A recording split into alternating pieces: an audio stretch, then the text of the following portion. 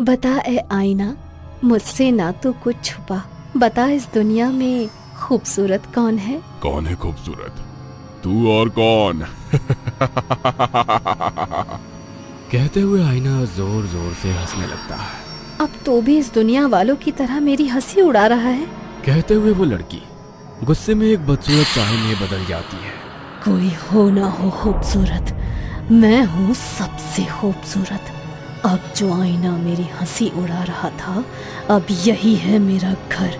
खूबसूरती के लिए सीरत को जो करेगा नजरअंदाज, वो होगा खत्म, हमेशा के लिए खत्म। कहते हुए वो साया धुआं बनकर उस आईने में समा जाता है। माँ, ये सब क्या है? तुमने मेरी शादी तय कर दी और मुझे बताना जरूरी भी नहीं समझा। हर चीज तुझसे पूछ के तय नहीं करूंगी। तुम्हारे पिताजी के दोस्त की बेटी है। बचपन में ही उन्होंने अपनी दोस्ती को मजबूत करने के लिए तुम्हारी शादी तय कर दी थी। अब जब सही समय आ गया है, इसीलिए उन लोगों को एक दो रस्म के लिए बुला लिया है घर में। माँ, आपने सीधे रस्म के लिए बुला लिया, एक बार भी नहीं सोचा कि यदि मैं किसी से प्यार करता हूँ तो? देखो, सब कुछ तय है। तुम कल मेहमानों के सामने कोई नाटक मत करना। माँ की बात सुनकर अनिमेष गुस्से से अपने कमरे में चला गया और फोन पर किसी से बात करने लगा। फोन पर बात करते करते उसके चेहरे पर चमक आ गई। अगले दिन सब मेहमान उनके घर आ चुके थे, मगर लड़की घूंघट किए बैठी थी। ये बात अनिमेष और उसकी माँ उषा जी को बहुत अजीब लगी। अरे ये क्या, तुमने मुंह क्यों ढक रखा है? अपना चेहरा तो दिखाओ बेटी। अरे भाभी जी, वो थोड़ी सी शर्मीली है, अभी आप लोगों को जानती नहीं है ना, इसीलिए शर्मा रही है।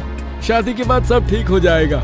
उनका ये तर्क उषा जी को कुछ समझ में नहीं आया, मगर अपने पति के वादे को पूरा करने के लिए उन्होंने ज्यादा सवाल जवाब किए बिना शादी करवा दी।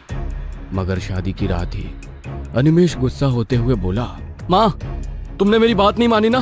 देखो, हमारे साथ धोखा हुआ है। धोखा? कैसा धोखा? अरे लड़की के पूरे चेहरे पर दाने दाने हैं, बहुत ही गंदी लग रही है। गंदी लग रही है? क्या कह रहा है तू? जरा मैं भी तो जाकर देखूं। उषा जी उस लड़की को जाकर देखने लगी। उसके दाग वाले चेहरे को देखकर वो भी गुस्से में बोली, अच्छा, तो ये है तुम्हारे संस्कार, इसीलिए तुम लोगों ने चेहरा नहीं बताया था। ये तो सरासर धोखा है रूपिका। आई एम सॉरी, मैं आप लोगों को सब कुछ सच बताना चाहती थी, मगर मेरे घर वाले तैयार नहीं हुए। मेरी कोई गलती नहीं है। आप फिक्र ना करें, ये परमानेंट नहीं है, इनका इलाज चल रहा है, कुछ ही दिनों में ये ठीक हो जाएंगे। धीरे धीरे लड़की की मीठी आवाज, बोलने के लहजे और काम काज के तरीके से उसने उषा जी के दिल को तो पिघला दिया। मगर अनिमेष अभी भी नाराज था। उसकी ऑफिस की छुट्टी वाले दिन उषा जी बोली, बेटा, जो कुछ भी हुआ उसे भूल जा। अब वो तेरी पत्नी है, इस घर की बहू। उसके साथ अच्छे से रहा कर। चेहरे की सुंदरता का क्या है, आज है कल नहीं, मगर वो लड़की मन से सुंदर है बेटा। प्लीज माँ, मुझसे कोई बहस मत करो, मुझे कहीं नहीं जाना। तभी उसके फोन पर किसी का फोन आया तो बात करते हुए अनिमेष मुस्कुराने लगा। ठीक है माँ, मैं उसे अपने साथ ले जाता हूँ। अनिमेष रूपिका को पहली बार बाहर लेकर जा रहा था, इसलिए वो बहुत एक्साइटेड थी। वो अच्छे से तैयार होकर अनिमेष के साथ घूमने निकल गई। अनिमेष उसे पहाड़ों पर घुमाने के लिए ले गया। अनिमेष किसी से फोन पर बातें करते हुए आगे तेजी से चल रहा था। रूपिका उसके पीछे पीछे धीरे धीरे चल रही थी। अनिमेष जी, प्लीज रुकिए ना। अनिमेष जी, मैं पीछे रह गई हूँ। अनिमेष जी। हाँ, तुम पीछे रहोगी तो मैं क्या करूँ? फटाफट चल नहीं सकती? नाम रूपिका और शक्ल। अरे इतना धीरे धीरे चलोगी तो कुछ घूम नहीं पाओगी। रूपिका धीरे धीरे आगे बढ़ रही थी। तभी उसे किनारे पर एक कांच चमकता हुआ नजर आया। अरे ये क्या है? कहते हुए उसने उस कांच को उठाया तो उसमें उसे किसी और का अक्स नजर आया। वो हैरान हो गई, मगर जैसे ही उसने दोबारा देखा तो उसी का अक्स था। मगर वो अक्स कांच पर कुछ ऐसे हिल रहा था मानो वो अक्स कांच पर ना होकर पानी पर हो। कितना अजीब सा कांच है, मगर दिख तो सुंदर रहा है। इसे अपने पास रख लेती हूँ। कहते हुए उसने उस कांच को अपने पास रख लिया, मगर तब तक अनिमेष काफी दूर चला गया था। रूपिका तेजी से कदम बढ़ाते हुए कुछ ही पल में उसके पास पहुंच चुकी थी। रूपिका को खुद हैरानी हो रही थी कि वो इतनी जल्दी कैसे चल पाई। अरे तुम तो काफी पीछे रह गई थी, अचानक से यहाँ कैसे? तभी एक लड़की वहां आई और अनिमेश के गले लगकर खुश हो गई और फिर उसने हिराकत भरी नजरों से रूपिका की ओर देखा। फिर उन्होंने आंखों ही आंखों में कुछ बात करी और वो लोग रूपिका के साथ आगे चलने लगे। पहाड़ की चोटी पर पहुंचने के बाद, जहां पर बहुत कम लोग थे, वहां से उन्होंने सेल्फी खींचने के बहाने रूपिका को धक्का दे दिया। चलो, जान छूटी।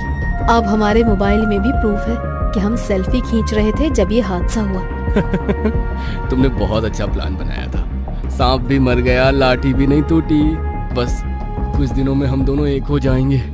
मैं भी बहुत दिनों से इसी का इंतजार कर रही थी। अब आंटी को भी हमारी शादी से कोई एतराज नहीं होगा। कहते हुए वो लड़की हंसने लगी और वो दोनों रूपिका के गिर जाने का शोर मचाने लगे। कोई है? प्लीज हेल्प मी, मेरी वाइफ यहाँ गिर गई है। उसकी आवाज सुनकर बहुत सारे लोग वहाँ पर इकट्ठे हो गए। कुछ देर में पुलिस वहाँ पर आ गई और अपनी टीम के साथ रूपिका को ढूंढने लगी, मगर उन्हें कहीं भी रूपिका नहीं मिली। सर देखिए, नीचे बहुत गहरी खाई है, अभी रात होने वाली है। हम उसका रेस्क्यू सुबह ही शुरू कर सकते हैं। रात भर में यदि उसे कुछ हो गया, कोई जंगली जानवर ने उसे खा लिया तो हम लोग इस वक्त कुछ भी करने में सक्षम नहीं है। सर आप लोग भी अपने घर जाइए, सुबह देखते हैं क्या कर सकते हैं। अनिमेश और वो लड़की एक दूसरे को देखकर मुस्कुराने लगे और इंस्पेक्टर के साथ ही पहाड़ से उतरकर जैसे ही अपनी कार के पास पहुंचे, कार में रुचिका बैठी हुई थी। तुम यहाँ? तुम तो हाँ जी, मैं बहुत देर से आपका यहाँ पर इंतजार कर रही थी। तुम पहाड़ पर क्या कर रहे थे? अनिमेश हैरानी से उस लड़की की तरफ देखता है। लड़की गुस्सा होकर वहां से चली जाती है। अनिमेश रूपिका की साइड वाली सीट पर बैठकर ड्राइव करने लगता है। तो बैक व्यू मिरर में रूपिका का चेहरा बहुत ही भयानक नजर आता है। वो डर कर अगले ही पल जैसे ही रूपिका को देखता है तो वो पहले की तरह ही नॉर्मल थी। घर पहुंचकर अनिमेश गुस्से से अपने कमरे में चला गया। रूपिका, क्या हुआ है इसे? ये इतने गुस्से में क्यों है? रूपिका रहस्यमय तरीके से मुस्कुराते हुए अनिमेश के पीछे पीछे अपने कमरे में चली गई। देर रात पलंग तेजी से हिलने लगा। रूपिका, ये क्या कर रही हो? कहते हुए वो जैसे ही पीछे पलटा, रूपिका वहां पर नहीं। वहां पर था तो वो कांच था जो रूपिका ने पहाड़ पर से उठाया था। ये कांच? ये यहाँ कहाँ से आया और ये इतना अजीब सा क्यों है? जैसे ही अनिमेश ने उस कांच को उठाया, एक बहुत ही भयानक सी आकृति उसमें नजर आ रही थी। बता, इस दुनिया में सबसे खूबसूरत कौन है? मैं? और कौन? और कौन? मैं।